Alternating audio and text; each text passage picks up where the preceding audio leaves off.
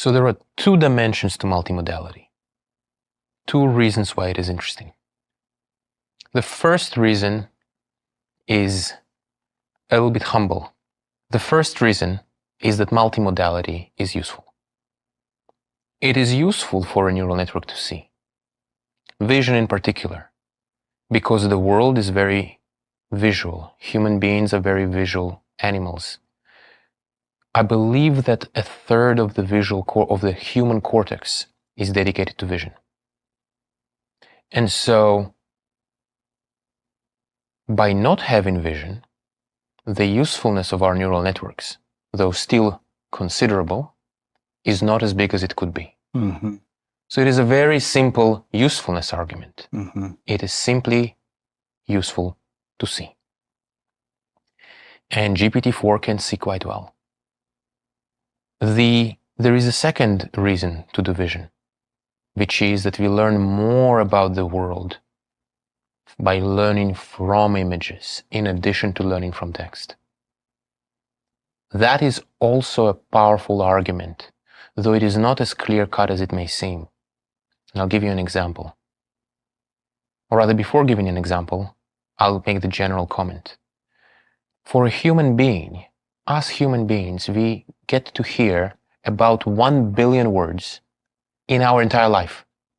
Only? Only 1 billion words. That's amazing. Yeah. That's not a lot. Yeah, that's not a lot. So we need to compensate. Does that include my own words in my own head? Make it 2 billion words if you want. But you see what I mean. Yeah. You know, we can see that because 1 billion seconds is 30 years. So you can kind of see, like, we don't get to see more than a few words a second, and then we are asleep half the time. Yeah. So like a couple billion words is the total we get in our entire life. Mm-hmm. So it becomes really important for us to get as many sources of information as we can. And we absolutely learn a lot more from vision. The same argument holds true for our neural networks as well, except for the fact that the neural network can learn from so many words. So things which are hard to learn about the world from text in a few billion words may become easier from trillions of words. And I'll give you an example. Consider colors. Surely one needs to see to understand colors. And yet, the text-only neural networks who've never seen a single photon in their entire life, if you ask them which colors are more similar to each other, it will know that red is more similar to orange than to blue. Mm-hmm. Mm-hmm. It will know that blue is more similar to purple than to yellow. Mm-hmm. How does that happen? And one answer is that information about the world, even the visual information, slowly leaks in through text, but slowly, not as quickly. But when you have a lot of text, you can still learn a lot. Of course, once you also add vision and learning about the world from vision, you will learn additional things which are not captured in text. Mm-hmm. But it is not, I would not say that it is a binary. There are things which are impossible to learn from text only.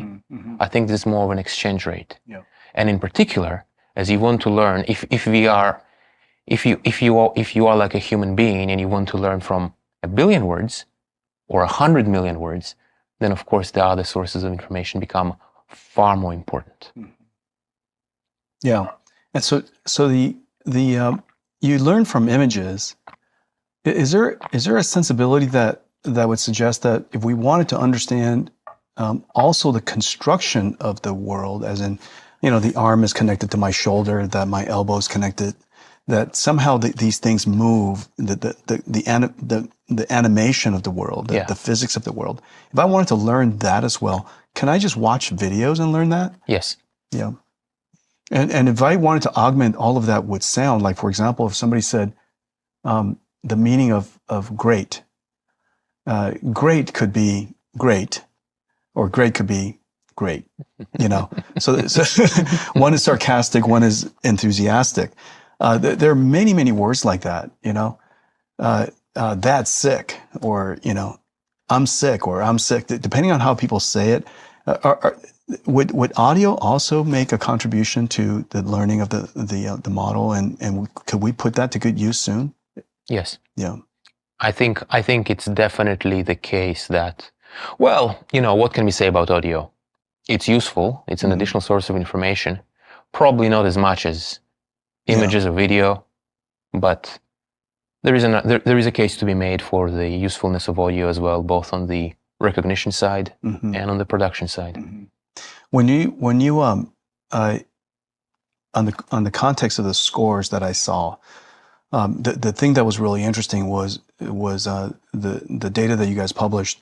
Which one of the tests were performed well by GPT-3, and which one of the tests performed substantially better with GPT-4? How did multimodality contribute to those tests, do you think? Oh, I mean, in a pretty straightforward way, anytime there was a test where where to understand the problem, you need to look at a diagram. Like, for example, in some math competitions, like there is a math competition for high school students called AMC 12, right? Yeah.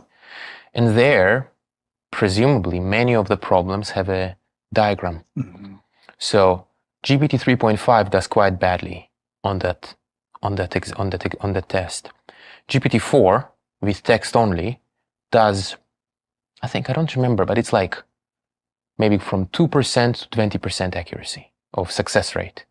But then when you add vision, it jumps to 40% success rate. So the vision is really doing a lot of work. The vision is extremely good. And I think being able to reason visually as well and communicate visually will also be very powerful and very nice things, which go beyond just learning about the world. You have several things. You can learn about the world. You can then reason about the world visually, and you can communicate visually.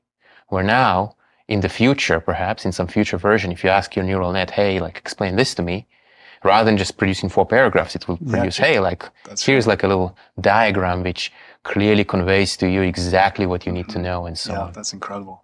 One of the things that you said earlier about an AI generating tests to train another AI.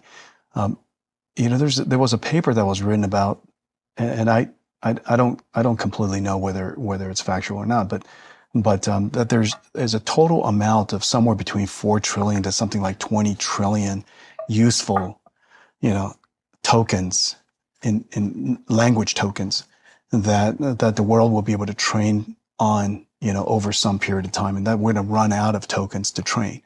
And well, first of all, I wonder if that you feel the same way, and then secondarily, whether the AI generating its own data could be used to train the AI itself, which you could argue is a little circular, but we train our brain with generated data all the time by self-reflection, working through a problem in our brain, or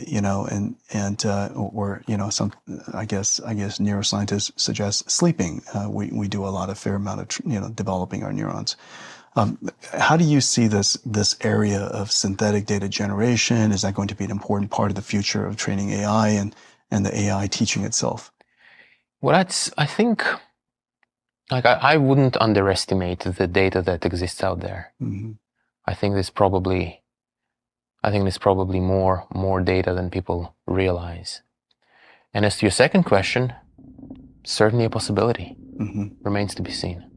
Yeah, it really does seem that one of these days our AIs are when we're not using it, maybe generating either adversarial content for itself to learn from, or imagine solving problems that it can go off and then improve itself. Tell us whatever you can about where we are now and where do you think we'll be in not too distant future, but pick your horizon, a year or two. Where do you think this whole language model area would be, and some of the areas that you're most excited about? Predictions are hard, and it's a bit, although it's a little difficult to say things which are too specific. I think it's safe to assume that progress will continue and that we will keep on seeing systems which astound us in the things that they can do. And the current frontiers will be centered around reliability, around the system can be trusted, really get into a point where we can trust what it produces. Really get into a point where if it doesn't understand something, it asks for a clarification, says that it doesn't know something, says that it needs more information. I think those are perhaps the areas where improvement will lead to the biggest impact on the usefulness of those systems. Because right now, that's really what stands in the way. You ask a neural net to maybe summarize some long document, and you get a summary. Like, are you sure that some important detail wasn't omitted? It's still a useful summary, but it's a different story when you know that all the important points have been covered. At some point, and in particular, it's okay, if there is ambiguity, it's fine, but if a point is clearly important, such that anyone else who saw that point would say, this is really important, when the neural network will also recognize that reliably, that's when you know. Same for the guardrail, same for its ability to clearly follow the intent of the user, of its operator. So I think we'll see a lot of that in the next 2 years. Yeah, that's terrific, because the progress in those two areas will make this technology trusted by people to use and be able to apply for so many things. I was thinking that was going to be the last question, but I did have another one. Sorry about that. Okay, go for it. So ChatGPT to GPT-4. GPT-4, when you first started using it, what are some of the skills that it demonstrated that surprised even you? Well, there were lots of really cool things that it demonstrated, which were quite cool and surprising. It was quite good. So I'll mention two examples. So let's see. I'm just trying to think about the best way to go about it. The short answer is that the level of its reliability was surprising. Where the previous neural networks, if you ask them a question, sometimes they might misunderstand something in a kind of a silly way. Whereas with GPT-4, that stopped happening. Its ability to solve math problems became far greater. It's like you could really say, really do the derivation and long, complicated derivation, and you could convert the units and so on. And that was really cool. Many people It works through a proof. It works through a proof. I mean, it's pretty amazing. Not all proofs, naturally, but quite a few. Yeah. Or another example would be, many people noticed that it has the ability to produce poems with, every word starting with the same letter, or every word starting with some... It follows instructions really, really clearly. Not perfectly still, but much better than before. Yeah, really good. And on the vision side, I really love how it can explain jokes, it can explain memes. You show it a meme and ask it why it's funny, and it will tell you, and it will be correct. The vision part, I think,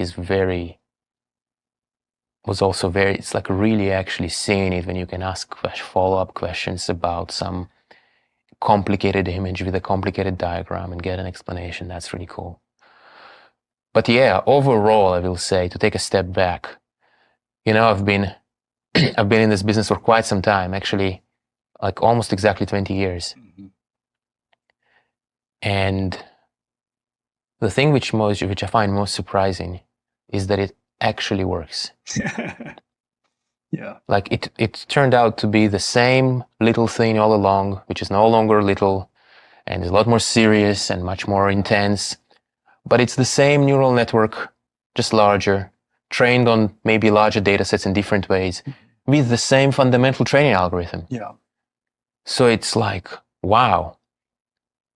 I would say this is what I find the most surprising. Yeah. Whenever I take a step back, I go, how is it possible that those ideas, those conceptual ideas about, well, the brain has neurons, so maybe artificial neurons are just as good.